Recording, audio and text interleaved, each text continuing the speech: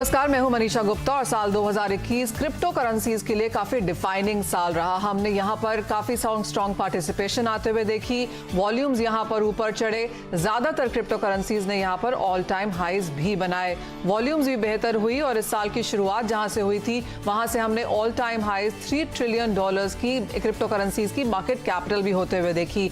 और जहां तक नए प्रोडक्ट्स की बात है तो काफी हद तक यहां पर बहुत सारी डेवलपमेंट्स देखने को मिली, चाहे बाजार ने यील्ड फार्मिंग फायदा उठाया, हमने यहां पर काफी हद तक यूएस मार्केट्स में भी नए प्रोडक्ट्स लॉन्च होते हुए देखे, रेगुलेटरी जो कॉन्वर्सेशंस हैं वहां पर काफी ज्यादा बढ़त देखने को मिली। और जिस तरह से ये साल खत्म हो रहा है, चाहे वो NFTs हो या वेब 3.0 हो या मेटावर्स हो, बाजार काफी इंटरेस्ट के साथ इन सभी नई चीजों को यहां पर देख रहा है। हम जानेंगे अपने गेस्ट से कि 2021 उनके साथ कैसा रहा और 2022 के लिए उनकी क्या एक्सपेक्टेशंस हैं।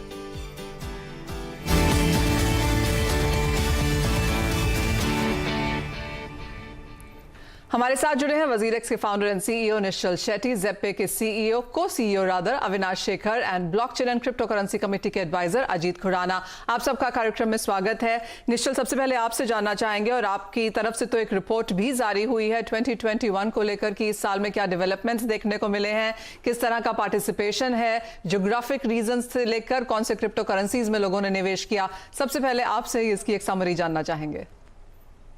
आई थिंक 2021 एक क्रिप्टो के लिए तो मैं बोलूँ बम्पर ईयर था, जहाँ पे प्राइजेस सब बहुत तेजी से बढ़े। और I think not just prices but even adoption wise आप अगर देखोगे तो इंडिया में लोग जो निवेश कर रहे हैं, आई थिंक डबल ट्रिपल हो गया कंपेयर टू प्रीवियस ईयर। और रेगुलेटरी वाइज हमने कई सारे प्रोग्रेस देखे, जहाँ पे पार्लियामेंट्री कमेटी मीटिंग हुई, हमारे फाइनेंस मिनिस्टर ने कहा कि हम रेगुलेट करना चाहते हैं, फिर पार्लियामेंट में बिल लिस्ट हो गया था। तो वो एक बहुत ही आई थिंक प्रोग्रेसिव स्टेप रहा है इंडिया के लिए। और ग्लोबली अगर आप देखोगे तो ग्लोबली भी क्रिप्टो इन जनरल कई सारे कॉर्पोरेट्स क्रिप्टो में निवेश कर चुके हैं। बड़ी बड़ी कंपनी जैसे टेस्ला उन्होंने भी इसमें इन्वेस्ट किया है। तो आई थिंक ओवरऑल क्रिप्टो के लिए 2021 बहुत बढ़िया रहा। इंडियन इकोसिस्टम के लिए आई थिंक इवन उससे भी ज्यादा था, बिकॉज जो इंडिया में जो ग्रोथ है एटलीस्ट इन टर्म्स ऑफ के कितने लोगों ने निवेश किया, वो ग्लोबल ग्रोथ रेट से ज्यादा है। तो that has been a good outcome I think in 2021। जी हाँ, काफी स्ट्रॉन्ग नंबर्स यहाँ पर देखने को मिले हैं, चाहे वो वॉल्यूम्स हैं, ऑल टाइम हाईज हैं, मार्केट कैपिटल है, और जो बड़े नाम हैं जिन्होंने यहाँ पर निवेश किया। इंस्टीट्यूशनल बाइंग हमने इंटरनेशनल मार्केट से आते हुए देखी, और सबसे बड़ा था एल साल्वाडोर ने जहाँ पर बिटकॉइन को एज अ लीगल टेंडर यहाँ पर अपनाया। तो काफी सारी बड़ी बड़ी खबरें थी और हर हफ्ते हम यहाँ पर एक नई हेडलाइन क्रिप्टो करेंसीज के लेवल से देखते हुए नजर आए। अविनाश, आप कैसे देखते हैं इस बाजार को, और एक समराइज अगर करना हो 2021 को तो कैसे करेंगे? तो एक्चुअली जो निश्चल ने कहा वो तो ऑब्वियसली सब चीजें हैं कि एडॉप्शन काफी बढ़ा इंडिया में भी और वर्ल्ड वाइड। इंस्टीट्यूशनल इंटरेस्ट काफी आया स्पेशली वर्ल्ड वाइड। अब कह सकते हैं कि जो 2021 से पहले जो इंस्टीट्यूशंस थे वो इतने ज्यादा पार्टिसिपेट नहीं कर रहे थे। अब वो जो काफी मात्रा में हो रहा है, जो इंस्टीट्यूशन पार्टिसिपेट कर रहे हैं, और एक तरीके से इसको वैलिडेशन मिलता है। आई थिंक उससे सबसे ज्यादा इंपॉर्टेंट एक बात है कि जो इनोवेशंस हो रही हैं, जो नई नई चीज हो रही है, सिर्फ प्राइस को अगर हम छोड़ दें या कितने लोग परचेज कर रहे हैं वो तो हो ही रहा है, उसके अलावा जो लोग इनोवेट कर रहे हैं, जो इसके ऊपर काम कर रहे हैं, जो नए नए प्रोजेक्ट लेके आ रहे हैं, नई इन्वेस्टमेंट्स आ रही हैं क्रिप्टो प्रोजेक्ट्स के ऊपर, उसमें काफी ज्यादा बढ़ोतरी हुई है 2021 में। और मुझे लगता है कि ये काफी ज्यादा एक स्ट्रॉन्ग बेस बनेगा 2022-2023 के लिए, जो 2021 में जो हम इन्वेस्टमेंट कर रहे हैं और जो इनोवेशंस की फाउंडेशंस ले हो रही हैं। एब्सोल्युटली, एकदम एक रॉकिंग ईयर की तरह था। और जैसे कि कहा भी जाता है कि इवन एज टेस्ला की तरफ से हमेशा बहुत पॉजिटिव स्टेटमेंट्स नहीं आए और चाइना की पॉलिसीज अनफ्रेंडली रही हैं, उसके बावजूद भी हमने देखा है कि तेजी यहां पर क्रिप्टो करेंसीज में देखने को मिली है। एनर्जी जैसा इशू भी हमने यहां पर काफी हद तक सॉल्व होते हुए देखा, सॉर्ट होते हुए देखा। तो ये साल हर मुद्दे को यहां पर छूता हुआ निकला है जहां तक क्रिप्टो करेंसीज की बात है। अजीत, आप लोग सभी इस फील्ड में इतने सालों से हैं, आई एम अज्यूमिंग कि आप अपार्ट फ्रॉम टीवी भी यहां पर मिलते होंगे, लेकिन आप कैसे देखेंगे 2021 को, क्योंकि इतनी ज्यादा एक्साइटमेंट और जिस तरह का एक्सपोनेंशियल गेन्स हमने यहां पर आते हुए देखा है, आप इसे कैसे अपने वर्ड्स में डालेंगे? 2017 में मैं पहली बार आपके चैनल पर आया था बिटकॉइन के बारे में बात करने के लिए।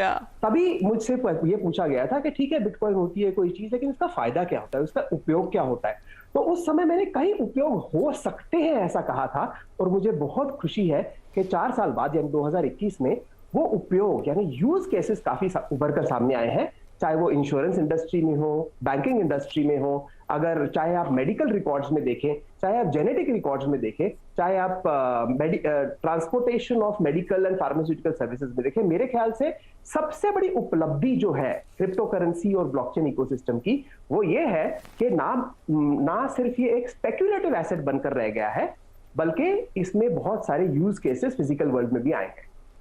एब्सोल्युटली।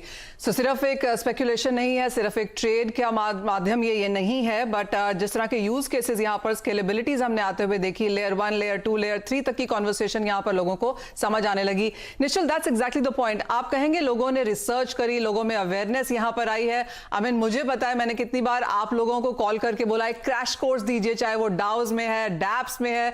आप कहेंगे लोगों में ज्यादा समझदारी है, लोग अगर इन्वेस्ट कर रहे हैं तो सोच समझ के कर रहे हैं। एब्सोल्युटली।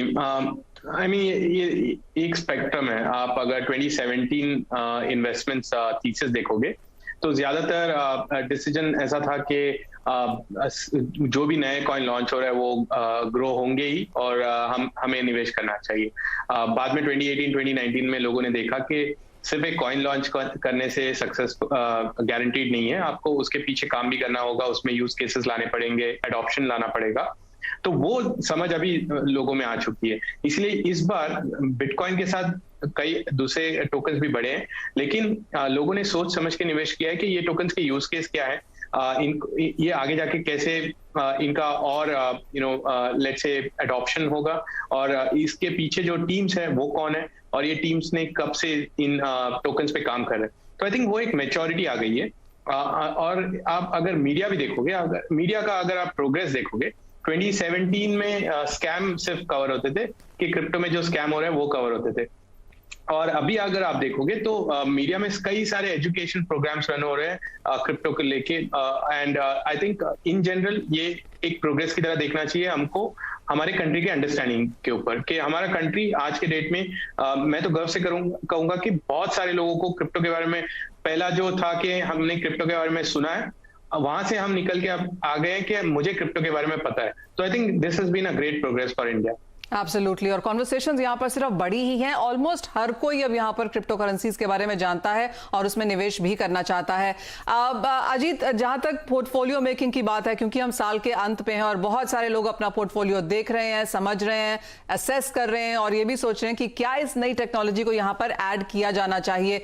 कैसे देखते हैं आप इन कॉन्वर्सेशंस को, और आप यहाँ पर क्या राय देंगे? चूंकि ये मार्केट अभी बस उभरती मार्केट है, तो मैं कहूंगा कि पहले तो इसे रिस्की एसेट गिना जाए। आप यदि अपने पोर्टफोलियो का समझो 10% रिस्की एसेट में यानी शेयर मार्केट में या इक्विटी बेस्ड म्यूचुअल फंड वगैरह में डालते हैं, तो उस रिस्की भाग का 10% आप क्रिप्टो में डाल सकते हैं। मेरा मानना यह है, मैं ऐसे ही सोचता हूं। और साथ ही साथ क्रिप्टो में भी जो बिग कैप्स हैं यानी कि bitcoin, Ethereum, Cardano, Solana, polygon वगैरह, अगर आप ज्यादा रिसर्च नहीं कर पाए तो इन्हीं तक सीमित रहिए। यदि आप बारीकी से रिसर्च कर पाए, रोज नियंत्रण कर पाए, तो फिर जरा स्मॉल कैप्स की तरफ भी देख सकते हैं। अविनाश, आप कैसे देखते हैं इस बाजार को? क्योंकि अब तक ये माना जा रहा है कि इस साल में तो